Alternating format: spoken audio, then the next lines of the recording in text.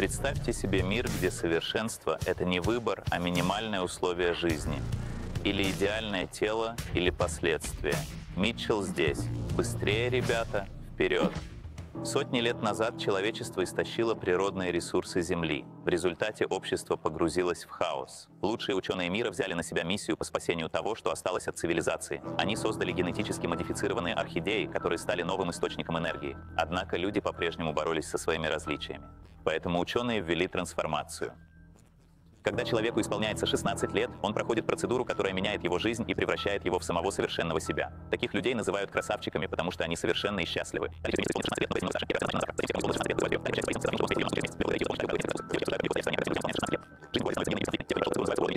Талли с нетерпением ждет, когда станет красивой. Часто пользуется приложением, чтобы увидеть свой новый облик. У нее лучшая подруга — Пэрис. Они с детства называют друг друга носами и косыми глазами. Они используют специальные очки, чтобы наблюдать за красотками, веселящимися в городе. Талли через 3 месяца исполнится 16 лет, но Пэрис немного старше, и операция назначена на завтра. У обоих на руках одинаковые шрамы, и они обещают, что не позволят врачам стереть их, когда станут красавчиками. Вдруг мимо пролетает патрульный беспилотник, и они спешат вернуться в общежитие. На следующий день Талли на собрании слышит рассказы о дыме, этом скрытом месте за городом, где царит мальчик по имени Дэвид. Говорят, что многие люди бегут из города, чтобы спрятаться там, но большинство студентов не верят в его существование. В этот момент появляется голограмма губернатора Кейбла и произносит речь о том, как важно быть красивым и совершенным. Затем всех, кому исполнилось 16 лет, вызывают вперед. Талли прощается с Парисом, сказав ему, чтобы он встретил ее на мосту через месяц. Вечером Талли наблюдает за фейерверком над городом и вспоминает день, когда она встретила Париса. Родители только что отвезли ее в общежитие, а Парис стоял позади нее в очереди. Они обменялись прозвищами, подружились и быстро стали неразлучны. Однажды Пэрис случайно порезал руку, когда брал у Талли планшет. У нее остался такой же шрам, и они пообещали навсегда остаться друзьями. Проходят дни, Талли продолжает ходить на занятия и смотреть на себя в зеркало. Она часто проверяет свое кольцо интерфейса на наличие сообщений, но от Парижа ничего нет. Через месяц Талли использует кольцо, чтобы открыть окно, и оставляет его, потому что в нем есть маячок. Выбравшись наружу, она отправляется на мост, но Пэрис так и не появляется. Обеспокоенная, она пробирается под мостом, опасно пробираясь к городу. Она крадется, прячась за растениями. Когда один из участников вечеринки роняет маску, Талли хватает ее и надевает. Маска проецирует голограмму на ее тело, создавая впечатление, что она в маскарадном костюме. Теперь Талли может войти на вечеринку. Ее поражают декорации. В конце концов, она находит Париса, но он выглядит совершенно иначе и не узнает ее. Талли снимает маску и спрашивает, почему он не пришел на мост. Парис объясняет, что теперь все изменилось, и он больше не знает, как с ней общаться. Талли не может поверить в то, что слышит. Она замечает, что он изменился, когда видит, что его шрам исчез. В это время сработала система безопасности, и ей пришлось бежать от охранников. Она оказывается запертой на балконе, поэтому, украв специальную куртку, прыгает с нее. Падая долго, куртка помогает ей мягко приземлиться. Затем Талли убегает из города, пробираясь обратно под мостом. Когда она случайно сбивает камень в воду, ее находит дрон и приближается, чтобы арестовать. Внезапно ее одноклассник Шей прибегает и предлагает Талли сесть на ховерборд, чтобы сбежать. Дрон преследует их, но Шей умело ускользает. Для поблагодарить ее за помощь, Талли украдывает несколько закусок. Девочки обсуждают, как нелегко стоять в стороне, когда всем друзьям исполняется 16 лет. Они знают, что у них одинаковые дни рождения и радуются возможности стать красивыми вместе. На следующий день Шей приносит второй ховерборд и пытается научить Талли им пользоваться, но она тут же падает. В школе Талли шокировались, когда дарили Шей книгу несуществующих. Талли берет книгу, и девочки называют ее крутой за ее вчерашний трюк, что злит ее, ведь это значит, что Шей всем об этом рассказала. Она переживает, что ее накажут и не сделают операцию, но Шей уверяет ее, что система хочет, чтобы все были красивыми. Проходят дни. Талли читает книгу, но ей по-прежнему снится операция. Шей продолжает учить ее кататься на ховерборде, а Талли, в свою очередь, взламывает ее кольцо интерфейса, чтобы получить больше еды. Талли также показывает Шей свои красивые рисунки в приложении, но у Шей нет аккаунта. На самом деле она вообще не в восторге от этой операции. В конце концов, Талли становится хорошим летуном. Когда Талли возвращает книгу Шей, она говорит, что хотела бы посетить красивую природу за окном. Шей говорит, что не так уж плохо было бы отказаться от операции, но Талли считает это чепухой. Ни с того ни с сего Шей упоминает о дыме и уводит Талли в лес. Оставив свои кольца на ветках, они пересекают границу на ховерборде, скользя над рекой. Наконец, они достигают руин старого города. Шей рассказывает Талли о древних артефактах, таких как парк аттракционов. Затем Шей отводит Талли в заброшенное здание и раскрывает правду. Шей отказывается от операции и уезжает сегодня вечером. Она хочет, чтобы Тали поехала с ней. Однако Тали отказывается, говоря, что не хочет быть свободной. Она хочет быть красивой. Расстроенная Шей дает ей указания, как добраться до дыма, на случай, если она передумает. Она обнимает ее и уезжает на своем ховерборде, следуя по следам пожара Дэвида. Тали отправляется в клинику на операцию. День рождения несколько отложен. В самолете к доктору выясняется, что Шей не она. Кейбл убеждает Тали в том, что она скрывает что-то. На экране видно, что ее жизненные показатели говорят об обратном. Кейбл говорит Телли, что Шей в опасности, потому что Дэвид промыл ей мозги. Он известен тем, что держит людей против их воли. Когда Тали утверждает, что ничего не знает, Кейбл отправляет ее обратно в общежитие, не проводя операцию. Тем же вечером Телли слышит шум и с удивлением видит у своего окна Перриса. Она объясняет ему, что случилось. Перрис думает, что нужно рассказать все Кейблу, чтобы они могли быть вместе. На следующий день Талли узнает у Кейбла, что Дэвид разрабатывает оружие для нападения на город. Теперь ей нужно попасть в дым. Тали соглашается помочь, а Кейбл обещает, что если она добьется успеха, то получит операцию. Она также дает Тали кулон, который мигает ей в глаза и должен быть активирован, когда она найдет местоположение оружия. После этого Тали, следуя указаниям Шей, едет по старому парку аттракционов несколько миль. Наконец, она доезжает до моста и падает в лес, но ее ловит силовое поле. Там она находит заброшенные железнодорожные пути, по которым должна добраться до дыма. Следующие несколько дней Тали выживает в дикой природе, о которой она читала в книге. Она восхищается природой, как никогда раньше. Ей даже удается взобраться на гору. По железнодорожным путям пролегает овраг. Женщина садится на ховерборд, делает огромный прыжок и останавливается. Тали начинает падать очень быстро, но прежде чем она ударяется о землю, ховерборд снова срабатывает, и она приземляется на другой стороне оврага. Теперь она должна ждать в поле цветов, как указано в инструкции. Тем временем Кейбл приводит Перрис в свой кабинет и рассказывает, что вчера вечером он пришел к ней в общежитие, потому что она попросила его об этом.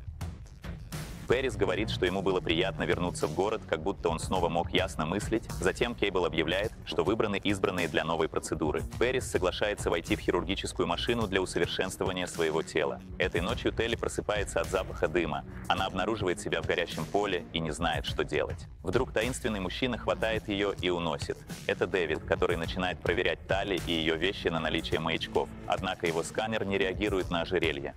В это же время люди Кейбла получают сигнал о снятии маячка и отправляют команду на поиски. Утром Дэвид и Телли прибывают на аванпост, где Телли воссоединяется со своей подругой. Шей очень рада ее видеть, но Крой относится к ней с подозрением. Группа разбивает лагерь на ночь, и Шей спрашивает Талли об ожерелье. Талли притворяется, что это подарок из Парижа. Талли удивлена тем, что Шей счастлива после слов Кейбла и пытается выразить свои опасения. Шей думает, что Талли пришла убедить ее вернуться, что приводит к ссоре. Талли соглашается дать дыму шанс. На следующий день Телли узнает, что пожары устроены специально, чтобы сжечь орхидеи, потому что они инвазивны и уничтожают все, что в них посажено. Талли не верит ему, говоря, что орхидеи — это решение проблемы чистой энергии. Дэвид объясняет, что это ложь правительства и что цветы превращают планету в пустошь. Он решает взять Талли с собой на задание для доказательства. Крой возражает, но Шей ручается за нее. Группа взлетает на отремонтированном вертолете. Теперь Талли видит землю, где раньше росли орхидеи. На самом деле это пустыня. Используя огнемет, Шей сжигает столько орхидей, сколько может. В этот момент планшет Кроя обнаруживает чье-то приближение. Дэвид опускает вертолет, чтобы спрятаться в дыму. В результате движения веревка, удерживающая Шей, ослабевает, и она падает. Разведчики Кейбла подбираются ближе, поэтому Талли привязывает к концу веревки сумку и бросает ее вниз, чтобы спуститься самой. Вертолет начинает терять высоту, и Талли ищет Шей в пламени. К счастью, она находит ее, а когда разведчик пытается подойти ближе, Талли хватает горящую сумку и бросает в него.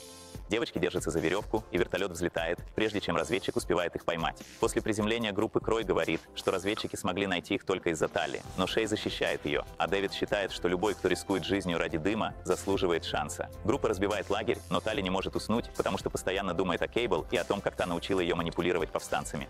Выйдя из палатки на прогулку, она застает Дэвида купающимся в реке и быстро возвращается в палатку смущенная. На следующий день Талли завязывает глаза и, наконец, приводит ее к дыму. Там, в пустыне, процветает целая община. Все живут здесь по своей воле. Они перерабатывают железнодорожные рельсы, чтобы сделать инструменты, но не делают оружие, потому что они пацифисты. Однажды Талли натыкается на старую дверь, но Крой мешает ей заглянуть. Затем Талли использует инструменты для работы на дороге. Она впервые пробует острую пищу и присоединяется к танцующему костра. Через некоторое время Дэвид учит Талли пользоваться охотничьим арбалетом, и они весело проводят время вместе. У нее много попыток, но она все же достигает цели. На обратном пути Дэвид объясняет, что никогда не видел города, потому что родился в дикой природе и вырос среди своей семьи. Тали ошеломлена, ведь она почти не знает своих родителей. Тогда Дэвид дарит ей пару перчаток. В этот момент от горящих орхидей возвращается одна из участниц дыма с раной и говорит, что разведчики все еще находятся неподалеку. Она также объясняет, что эти разведчики были быстрее и сильнее, чем обычно. После этого Шей замечает, что Тали носит перчатки и говорит ей, что это очень важно. Предметы имеют разную ценность, и раз Дэвид сделал эти перчатки, значит, они нравятся Телли. Шей говорит Тали, чтобы она сделала свой выбор и перестала играть с ними в игры. В следующий раз, когда Тали и Дэвид отправляются на прогулку, Тали упоминает, что до нее дошли слухи об оружии, призванном уничтожить город. Но Дэвид отводит ее в дом, расположенный далеко от лагеря. Там она встречает родителей Дэвида, Аза и Мэдди, бывших косметических хирургов на службе правительства. Несколько тестов вызвали у них подозрения, и они начали расследование. Оказалось, что физические изменения были лишь прикрытием, чтобы скрыть тот факт, что мозг людей также подвергался изменениям. Красивыми становились за счет потери интеллекта и усиления безразличия под контролем государства. Такая процедура часто заканчивалась смертью, оставаясь тайной. Когда Кейбл поняла, что Ас и Мэдди знают правду, она украла все их исследования. Людям, работающим на правительство, например, врачам, давали наркотик, чтобы они могли ясно мыслить во время работы. Родители Дэвида решили уйти из города и пожить в лесу, пытаясь замедлить свое старение. Им нужен только один компонент для препарата, чтобы его улучшить. Это так называемое оружие, которое может уничтожить город. После встречи Тали бросает свое ожерелье в огонь, решив остаться с дымом. Она также говорит Дэвиду, что совершала ужасные поступки, но ему все равно, ведь теперь она новый человек. Затем они целуются, пока ожерелье горит в огне. Утром к дыму подлетают городские самолеты и открывают огонь. Все начинают бежать, а разведчики преследуют их, но попадают в расставленные ловушки. К сожалению, они слишком стремительные и сильные, ловушек недостаточно, чтобы остановить их. Скоро они захватят всех, включая Шея. Тали и Дэвид находят укромное место, и Дэвид хочет пойти на помощь, но Тали останавливает его, потому что разведчики слишком сильные. Дуэт пробирается к месту, где собраны все пленники. Тали с ужасом видит, что Ас и Мэдди схвачены. В этот момент появляется Кейбл и требует сообщить, где находится Дэвид. Его родители отказываются говорить, и Кейбл приказывает Пэрис убить Аза.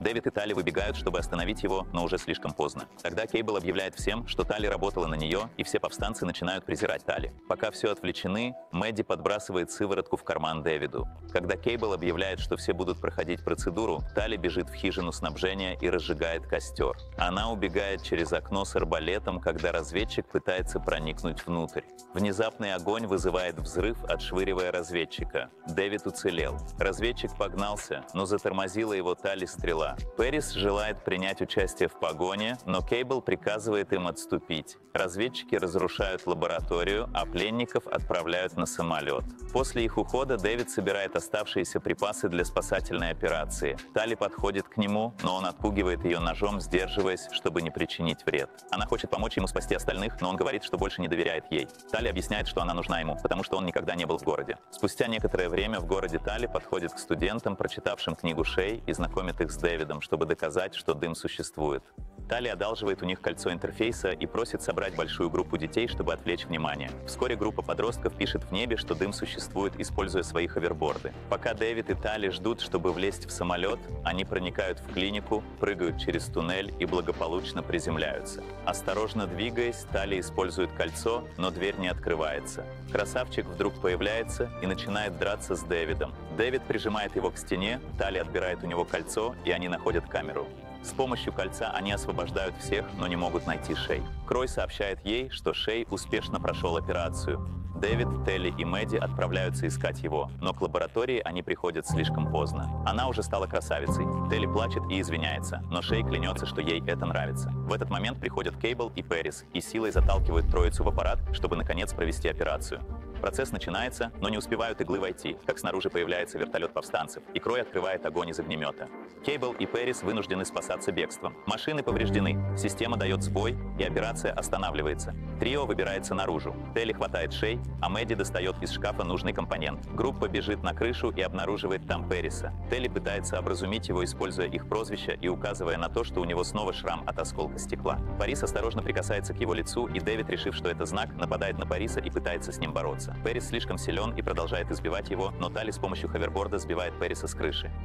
Мальчик цепляется за край и называет ее по прозвищу, после чего падает в водопад. После этого группа сбегает на ховерборде и наблюдает, как другие подростки взрывают в небе беспилотники. Они скрываются в заброшенном городе. Мэдди достает сыворотку из кармана Дэвида для создания лекарства. Но она не уверена, как оно повлияет на мозг. Шей не хочет принимать лекарства, поэтому Тали соглашается стать подопытной добровольно. Она сдастся и позволит им провести операцию, чтобы потом принять сыворотку, пообещав оставить знак, что все получилось. Приближается самолет с кабелем. Попрощавшись, группа убегает, а Тали позволяет разведчикам арестовать ее. Спустя некоторое время Тали – идеальная красотка, живущая в роскошной квартире. Она клянется, что ей нравится быть такой, но шрам на руке показывает, что она все еще остается собой и лжет как шпионка.